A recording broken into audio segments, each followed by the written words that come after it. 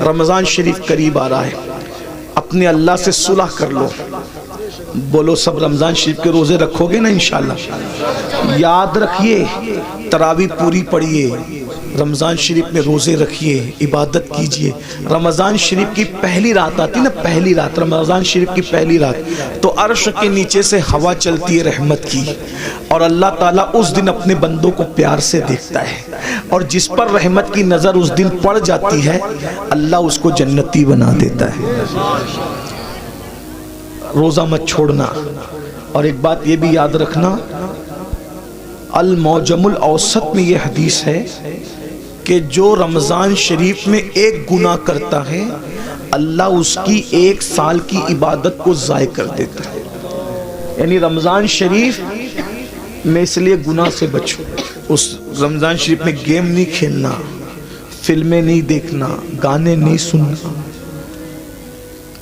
آج کل تو لوگ افطار کے وقت بھی واٹس ایپ پہ لگے رہتے ہیں، اور وہ پتہ نہیں کچھ پاگلوں نے ایسے چینل شروع کر دیے کہ وہ چینل سحری کے وقت بھی چالو رہتے ہیں، افطار کے وقت بھی چالو رہتے ہیں. اچھا ٹھیک ہے بھئی، چینل تم چلاؤ، جو ہے وہ اس میں دن بھر تقریریں کرو، سحری افطار میں لوگوں کو رونے دھونے دو، عبادت کرنے دو، اللہ سے جڑنے دو. اور پھر ان چینلوں کے اوپر عورتیں بھی بیٹھی ہوتی ہیں، مرد بھی بیٹھے ہوتے ہیں، اور رمضان ٹرانسمیشن چلتا رہتا ہے. وہ کیسے بے غیرت مولوی ہے جو عورتوں کے ساتھ افطار کے وقت بے پردہ بیٹھتے ہیں؟ کوئی ان کو روکنے والا نہیں، کوئی ٹوکنے والا نہیں، عورتوں کے ساتھ بیٹھتے.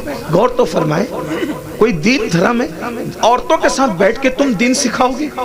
عورتوں کے ساتھ بیٹھنا کیا ہے؟ امام ابن الجوزی لکھتے ہیں کہ کسی نے کہا یا رسول اللہ اگر کوئی عورت کے ساتھ اکیلے بیٹھنا چاہے تو آپ کیا فرماتے ہیں؟ آقا فرماتے ہیں نہیں بیٹھنے کی اجازت ہے. کہا اگر عورت نیک اور مرد نیک ہو تو آقا فرماتے ہیں عورت اگر مریم جیسی نیک ہو اور مرد یحییٰ جیسا نیک ہو اور دونوں قرآن سیکھنے سکھانے کے لیے بیٹھیں تو بھی میں ان کو بیٹھنے کی اجازت نہیں دیتا. کون مریم ہے؟ سنگھار کر کے بے پردہ منہ کھول کر. پہلی بات کوئی شریف عورت اس طرح آئے گی؟ اب یہ عورتیں ہمیں دین سکھائیں گی، چینلوں پہ آ کے عورتیں دین سکھائیں گی. اور تمہیں بھی غیرت نہیں آتی، افطار کے وقت روزے کی حالت میں عورتوں سے دین سیکھتے بیٹھے. لا الہ الا اللہ. کیا میرے بھائی، ام المومنین سیدہ عائشہ صدیقہ کی قرآن پڑھنے کی آواز بلند ہو گئی تو فاروق اعظم رضی اللہ تعالیٰ نے عرض کیا رسول اللہ امی جان عائشہ زور سے قرآن پڑھ رہی تھی، آواز گھر کے باہر جا رہی تھی. آقا نے فرمایا عائشہ عورت کی آواز بھی عورت ہے، زور سے قرآن نہ پڑھا کر. سارے مومنین کی ماں ان کو روک دیا کہ زور سے قرآن نہ پڑھو. یہ دین ہے، یہ دین کی پوترتا ہے، یہ دین کا تقدس ہے. سب پامال کیا. یہ افطار اور سحری کا وقت کیا ہے؟ اللہ تعالیٰ سحری اور افطار میں اپنے بندوں سے کہتا ہے کوئی مجھ سے روزی مانگنے والا؟ روزی مانگو میں تمہیں روزی دوں گا. مغفرت مانگنے والا؟ مغفرت مانگے گا مغفرت دوں گا. ہے کوئی مجھ سے نعمتیں مانگنے والا؟ میرے بندے مانگ، میں وعدہ کرتا ہوں تو جو مانگے گا میں تجھے عطا کروں گا. کیونکہ یہ رمضان ہے، سحری اور افطار کا وقت ہے، مجھ سے جو مانگا جائے گا میں عطا کروں گا. سال بھر لوگوں کے دروازوں پہ دستک دینے والوں، اللہ کی رحمتیں تمہارے دروازے دل پہ دستک دیتی ہے. مان کیا مانگتا ہے؟ اس وقت تو نہیں مانگتے، پھل کاٹتے رہتے، ادھر ادھر باتیں کرتے رہتے، بھنکس بازی کرتے رہتے، واٹس ایپ پہ لگے رہتے، فیس بک. میرے بھائی رمضان شریف کا فائدہ اٹھا لو. آقا فرماتے ہیں جس کو رمضان شریف ملے اور وہ اپنی بخشش نہ کروا لے وہ اللہ کی رحمت سے محروم ہو جائے، دور ہو جائے، اللہ کی رحمت سے دور ہو جائے. جس کو ماں باپ ملے اور وہ جنتی نہ بن جائے وہ اللہ کی رحمت سے دور ہو جائے. محفل میں درود پڑھا، محفل میں ذکر رسول کیا جائے اور حضور پہ درود نہ پڑھا جائے وہ اللہ کی رحمت سے دور ہو جائے. حضور نے جمعہ کے وقت خطبے کے لیے جاتے ہوئے منبر پر سیڑھیوں پہ قدم رکھتے ہوئے یہ دعائیں کی تھی اور آپ کی دعا پہ جبریل نے آمین کہا تھا. اس لیے رمضان شریف میں کوشش کرو روزے رکھنے کی. جو ایک روزہ چھوڑ دے رمضان شریف کا، صرف ایک روزہ، پوری زندگی روزہ رکھتا رہے، ایک رمضان شریف کے روزے کی فضیلت کو نہیں پا سکتا. اس لیے روزہ رکھو. کچھ لوگ کیا کہتے ہیں مولانا ہم کام کرتے ہیں، بیمار ہے، یہ وہ. یاد رکھنا روزے سے کبھی بیماری نہیں بڑھتی، کہ اللہ کے رسول فرماتے ہیں روزہ رکھو صحت مند ہو جاؤ. آج کی جو جدید تحقیق تو آتی رہے گی، لیکن جدید تحقیق کیا کہہ رہی ہے پتہ ہے؟ جدید تحقیق کہہ رہی ہے جتنا بھوکے رہو گے اتنا صحت مند رہو گے. یہ جو فاسٹنگ واسٹنگ کے جو چکر سب ڈاکٹر لوگ بیان کر رہے ہیں، یہ آج بیان کر رہے ہیں، میرے نبی نے 1450 سال پہلے بیان کیا۔ ایک مرتبہ ایسا ہوا، میری امی کی ہاتھ کی ہڈی ٹوٹ گئی، تو میں امی کو آپریشن کروانا تھا، تو میں گیا، تو مالیگاؤں میں ایک ڈاکٹر ہے، جین ڈاکٹر، وہاں آپریشن تھا امی کا، تو میں گیا تو لوگوں نے بتایا کہ یہ جو وہ فلاں ہے، تو اس نے اپنے کیبن میں بلایا، تو کیبن میں بلا کر کے بٹھایا، تو اس نے کہا اپنے جو اس کا دواخانے میں جو بندہ تھا اس کو بلا کہا کہ پانی لاؤ، چائے لاؤ سر کے لیے، تو میں نے کہا کہ ہم پانی نہیں پئیں گے، چائے بھی نہیں پئیں گے، تو کہا کیوں؟ تو مجھے ایسا لگا کہ یہ جین ہے، اگر میں اس کو نہیں بتاؤں گا تو یہ کہیں بدگمان نہ ہو جائے، اسلام سے بدزن نہ ہو جائے کہ یار دیکھو یہ مسلمان لوگ ہماری چائے بھی نہیں پیتے۔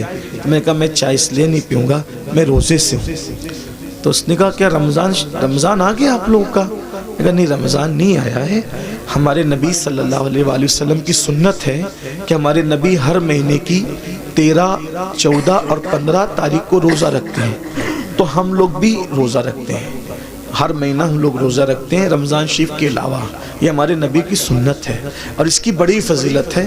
ہمارے نبی صلی اللہ علیہ وآلہ وسلم نے فرمایا کہ یہ جو روزے رکھتا ہے 3 روزے، تو اس کو پورا مہینہ روزہ رکھنے کا ثواب ملتا ہے، یعنی اگر جو مہینے میں 3 روزے رکھ لے، 13، 14، 15، اس کو ایام 20 کہتے ہیں، تو اگر 3 روزے رکھ لے تو پورا مہینہ وہ روزے دار شمار ہوگا، تو اس طرح ہم لوگ جو وہ 3 روزے رکھ کر پورا مہینہ ثواب کمانے کی لالچ میں روزہ رکھ لیتے ہیں۔ اس نے کہا سر میں آپ کو ایک بات بتاؤں، یہ آپ مجھے ابھی بتا رہے ہیں، لیکن ہمارے علم اور نالج کے مطابق اگر مہینے میں کوئی 3 دن اس طریقے سے 12 گھنٹہ بھوکا رہ جائے نا، تو اس کو زندگی میں کبھی کوئی بیماری نہیں ہو سکتی، کیونکہ اس کا پیٹ جو ہے اس کو راحت ملے گی۔ وہ بہت لمبی چوڑی اس نے سمجھانے کی کوشش کی، پھر اس کا سینہ بلغم سے پاک ہو، وہ بہت اس نے مجھے دیر تک سمجھایا۔ میں نے کہا یہ سب تو اپنی جگہ ہے، ہم اس لیے نہیں رکھتے، ہم صرف اس لیے رکھتے ہیں ہم نفع و نقصان کے سوداگر نہیں ہیں، محبوب نے کہہ دیا بس ہم نے کرنا ہے، ہمارا مزاج ہے، ہم مسلک عشق والے ہیں، ہم سوداگر ثواب کے بھی نہیں ہیں اور ہم سوداگر نفع و نقصان کے بھی نہیں ہیں، یاد رکھیے۔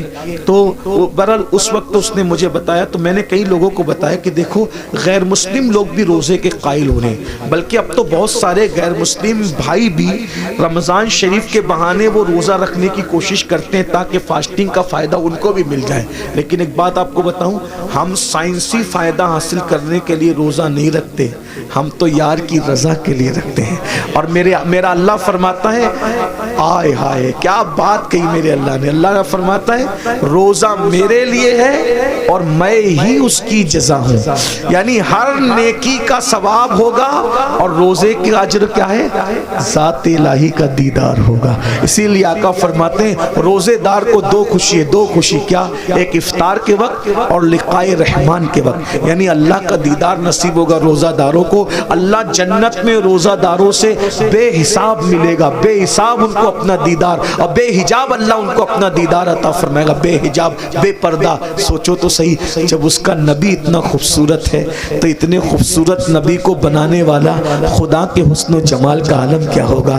جب اس کا یوسف اتنا خوبصورت ہے تو یوسف کو بنانے والے خدا کے حسن و جمال کا عالم کیا ہوگا؟ کیا مزہ آئے گا جب اپنے اللہ کا جنت میں دیدار کریں گے۔ لیکن کون کرے گا؟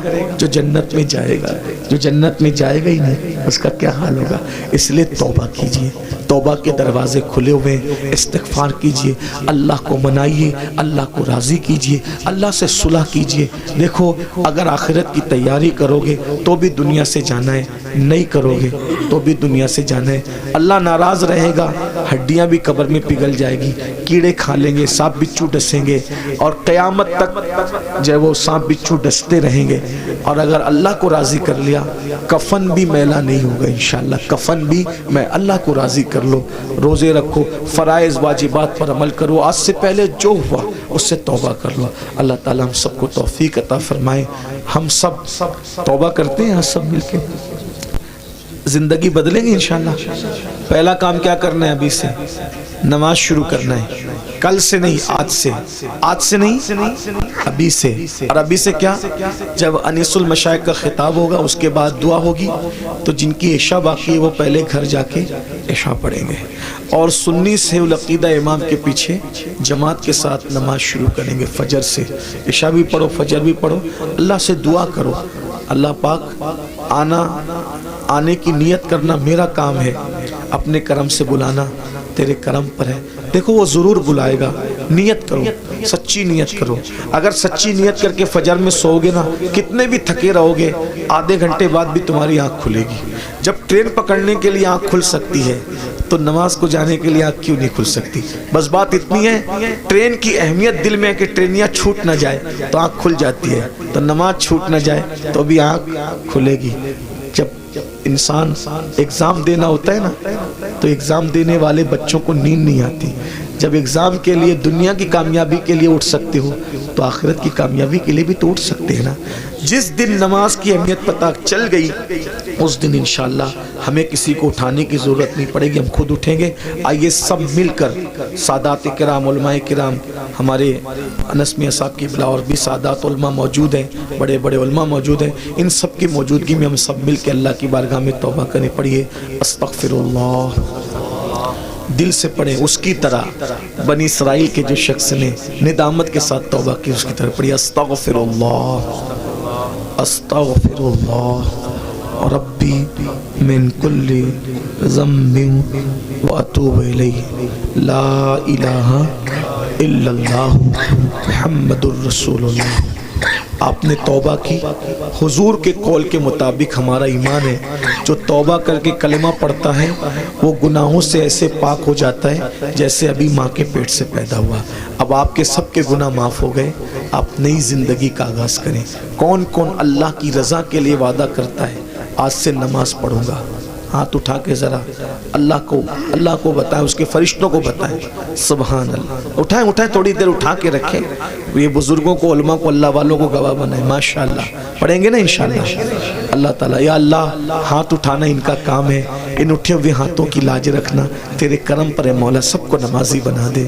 السلام علیکم ورحمۃ اللہ وبرکاتہ۔ آگے بھی پروگرام